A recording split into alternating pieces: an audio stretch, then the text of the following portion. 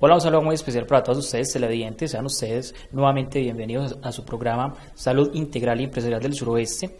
Hoy nuevamente en compañía del doctor Mario Gaviria, llevándoles hasta sus hogares un tema de interés, un tema relacionado con la salud, fieles a nuestro propósito de generar cultura, sobre todo los temas relacionados con la medicina, con el cuidado de la salud. Y bueno, el tema del día de hoy, doctor Mario, es síndrome de intestino irritable. Así que vamos a contar a los televidentes de qué se trata pues el programa del día de hoy, y a continuación haremos pues como las preguntas correspondientes que les permitan a todos nuestros televidentes conocer sobre este síndrome de intestino irritable o de colon irritable, como también se le conoce, doctor. Bienvenido. Claro que sí, Alexander, un saludo para ti y para todos los televidentes. Un agradecimiento por la compañía que han tenido y su fidelidad al programa durante todos estos meses que llevamos grabando. Un agradecimiento a Antena 4, a todos los canales de Redes Sur, y un gran agradecimiento a Telier, que siempre nos ha acompañado con su presentador Alexander. Muchas gracias. Y con toda la proyección de negocio pues que hemos venido trabajando. Hoy vamos a hablar de intestino irritable de Alexander. Sí, mucha gente lo conoce como colon irritado, colon irritable, intestino irritable, síndrome de intestino irritable. Básicamente ese es el nombre, que enmarca un grupo de enfermedades diversas, todas relacionadas con enfermedad intestinal, con problemas de nuestro intestino para manejar algunos alimentos, para manejar algunas situaciones, ¿sí?, que generan gran incomodidad en el paciente. Bueno, doctor, entrando ya con materia, pues como para profundizar en el tema del día de hoy, ¿cuáles son las causas? Porque en el análisis y el estudio que hicimos pues como previo pues a la presentación de este programa, se habla de que se desconoce pues como la causa específica del síndrome. Por ello se habla de muchas causas posibles, pero ¿cuáles son las más comunes, las causas más comunes de este síndrome? Es real, Alexander, es difícil para un médico o para un grupo de médicos determinar una causa específica de por qué el intestino de una persona, el colon de una persona está trabajando de una manera inadecuada, porque está irritado, porque está inflamado, porque está generando incomodidad. Entonces el síndrome de intestino irritable es todo el marco de molestias intestinales en las cuales hay intolerancia a algunos alimentos, hay distensión abdominal, hay dolor, se pierde la absorción de algunas sustancias, se irrita y se inflama la mucosa intestinal y va a generar enfermedad en el paciente, y va a generar déficit en el paciente que van a llevar a un deterioro.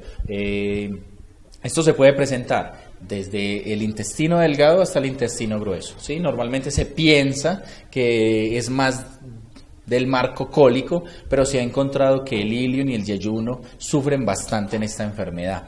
Las causas, como lo veníamos diciendo, son multifactoriales. Y yo básicamente le hago un listado a mis pacientes cuando llegan al consultorio a contarme una historia que es compatible con un intestino irritable, y entre esas causas están causas orgánicas y no orgánicas. ¿Cuáles serían las causas no orgánicas? Los trastornos de estrés, de ansiedad, la depresión, las sobrecargas. Esto definitivamente genera gran impacto sobre el intestino del paciente y va a generar la enfermedad, o va a ayudar a que la enfermedad se dispare o se aumente, se exacerbe. También hay otras causas como el consumo de medicamentos. Algunos medicamentos inadecuados pueden generar la intolerancia o el maltrato a la mucosa del intestino, y esto va a generar el desarrollo de la enfermedad. Un ejemplo de medicamentos que pueden causar esto es el ácido valproico, medicamento que se usa comúnmente para trastornos como el trastorno bipolar, para epilepsias y cosas así. Para algunos pacientes es muy mal tolerado y va a generar molestia. Y otros medicamentos que no lo van a generar, pero en los pacientes que tengan la enfermedad y están controlados, van a llevar a un descontrol. Tenemos procesos infecciosos. Entonces, cuando hay infestación de parásitos en el intestino, también puede haber unos síntomas similares a un intestino irritable. Causas externas que puedan generar irritación. Algunos alimentos, ¿sí? Estos productos que vienen manufacturados con muchos químicos, con muchos condimentos, con grandes cantidades de conservantes, sobre todo los enlatados, las carnes frías, y estos van a llevar a que ese intestino también se vea maltratado. Enfermedades diversas que vienen desde el niño, desde el desarrollo del neonato hasta la vida adulta, van a tener impacto negativo sobre el intestino, y todo esto se va a conjugar y va a favorecer la aparición del síndrome y las lesiones y la molestia y la dificultad para las deposiciones y los cambios en los hábitos alimenticios y todos los síntomas, pues que ya vamos a hablar de ellos. Entonces es un poco complicado de determinar las causas. La causa, ¿sí? Claro. Una intoxicación podría llevar a un paciente a desarrollar la enfermedad. Entonces es muy difícil determinar las causas como tal específicas. Se habla más bien de un conjunto de eventos, un conjunto de situaciones, un conjunto de momentos que van a llevar al desarrollo de la enfermedad. Inclusive puede ser secundaria a otra enfermedad, como la enfermedad gástrica, la enfermedad péptica, acidopéptica. Alteraciones de la vesícula también pueden llevar a esto. ¿Por qué? Porque va a haber alimentos que no van a tener proceso adecuado de digestión, y eso va a llevar a que ese intestino tenga que hacer un sobreesfuerzo, y ese sobreesfuerzo puede llevar también a la enfermedad. En realidad no se puede determinar con veracidad, con certeza cuál es la causa, qué origina la enfermedad, pero sí se puede identificar fácilmente a la persona que tiene la enfermedad y se le pueden dar unas recomendaciones de cómo cuidarse y de cómo disminuir la enfermedad. ¿Por qué? Porque también se tiene como premisa algo: la enfermedad no se cura, se controla. Se puede tratar. Yo puedo estar libre de síntomas durante grandes periodos de tiempo, solo cumpliendo con unas recomendaciones básicas y unos cuidados básicos. Y puedo tener recaídas en los momentos en que me salga de estas recomendaciones y de estos cuidados, o en los momentos en que aparezcan otros factores que lleven al desarrollo de la enfermedad. Por ejemplo, una infección urinaria. Aunque es una infección urinaria, va a generar cambios que van a molestar nuestro intestino. Bueno, doctor, muy interesante. Ahora sí compartamos de alguna manera con nuestros televidentes cuáles son esos síntomas que van a permitir detectar de manera temprana pues la manifestación de los síntomas del síndrome de intestino irritable. ¿Cuáles son los síntomas más comunes o que permiten pues como identificar de manera temprana la presencia de esta enfermedad? Alexander, básicamente los síntomas van en torno al dolor.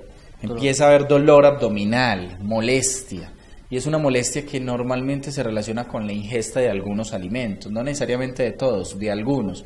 Casi siempre son el mismo grupo de alimentos, pero cada paciente tendrá un grupo de alimentos diferente. Yo siempre le digo a los pacientes: haz tu lista, vamos a hacer la lista de los alimentos que a ti te caen mal, de los alimentos que tú no estás tolerando, y sobre esa lista vamos a empezar a trabajar.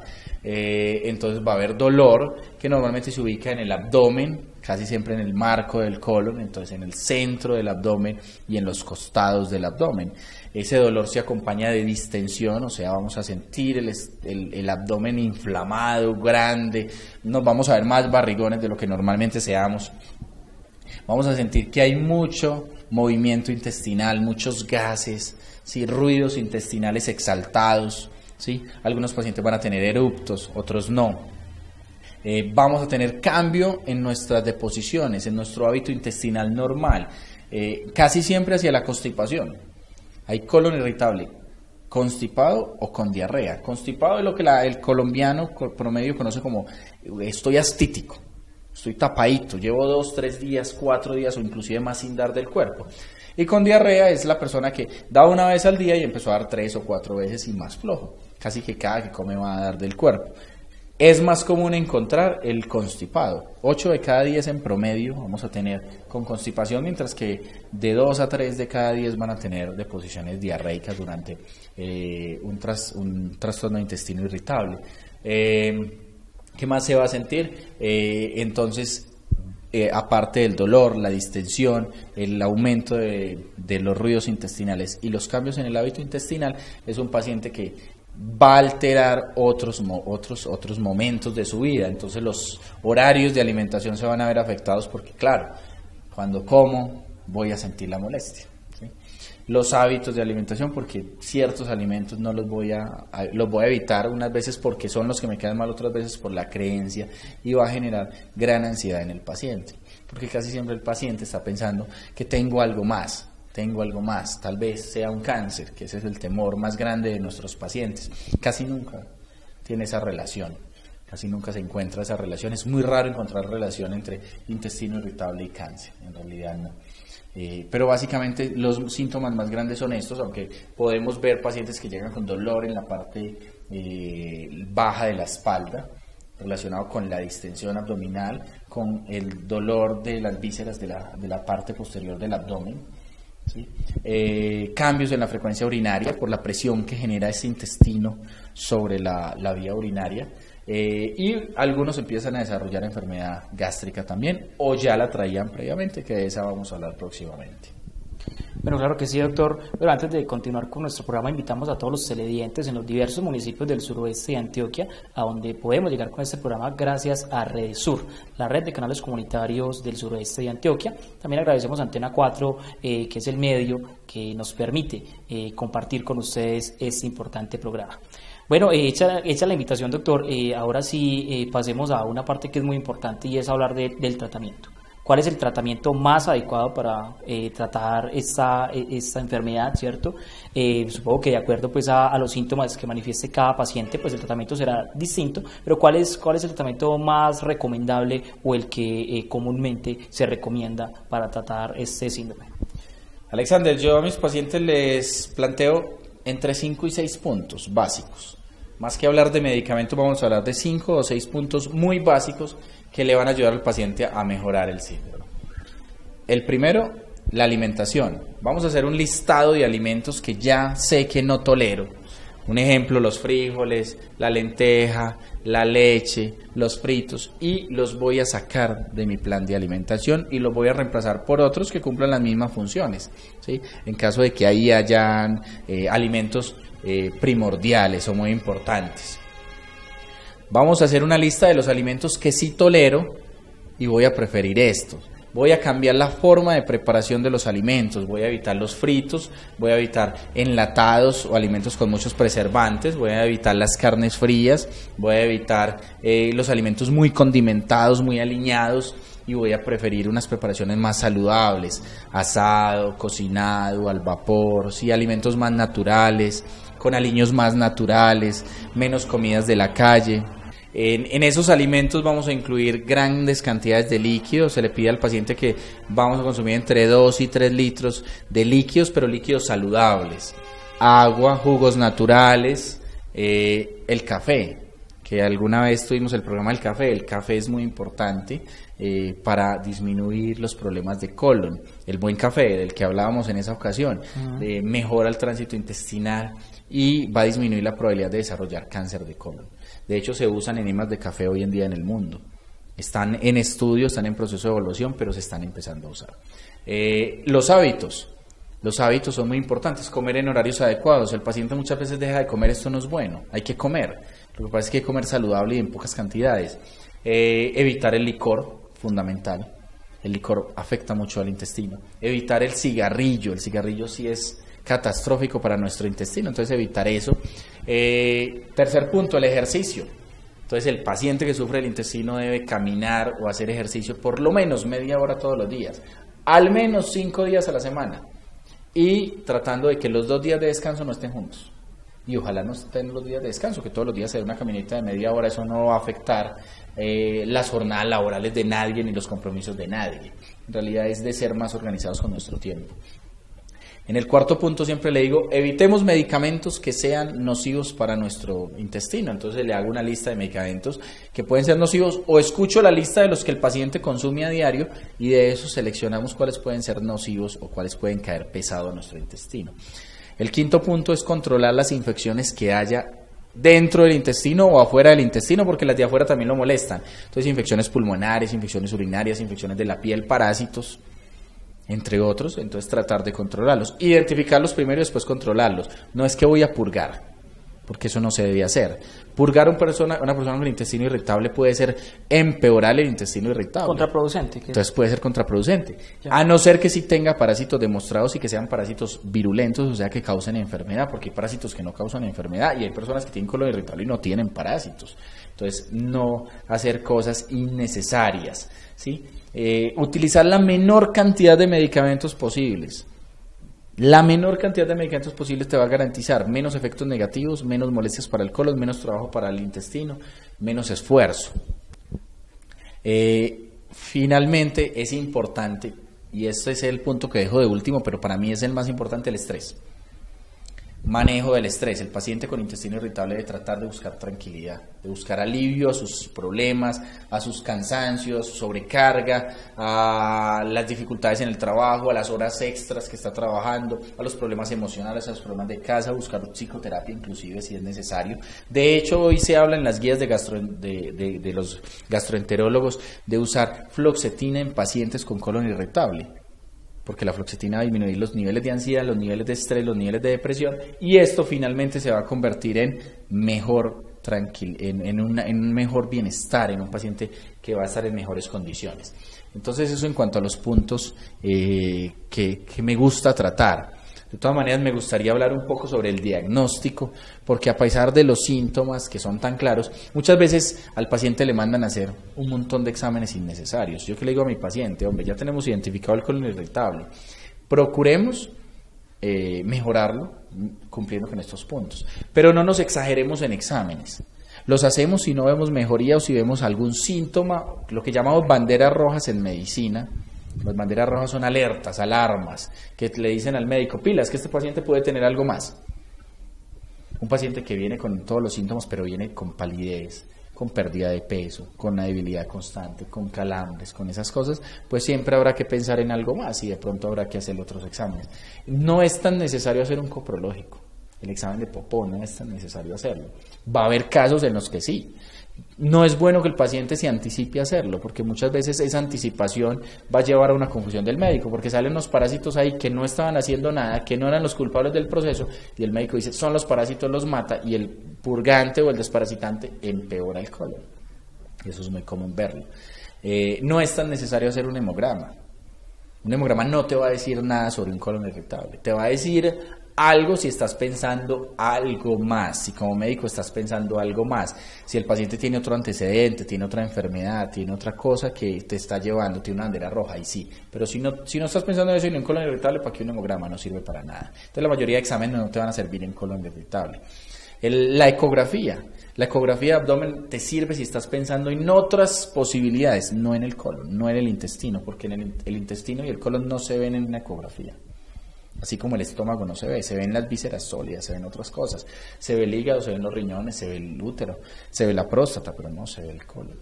La colonoscopia, que es el examen que yo veo que mandan en exageración, inclusive. Y que aterra mucho a los pacientes. No, y a mí me aterra. Yo mando una colonoscopia cuando tengo una sospecha de un tumor, de contar. Inclusive en el paciente que es insistente trato de decirle, no, entonces yo no soy tu médico, porque yo no estoy de acuerdo con una colonoscopia innecesaria. Primero, una colonoscopia tiene mucho riesgo para la salud. Durante una colonoscopia nos van a meter una camarita muy invasivo, diría, por el ano, a ver todo el colon, es muy invasivo y se puede romper el colon, el intestino se puede romper con esa camarita.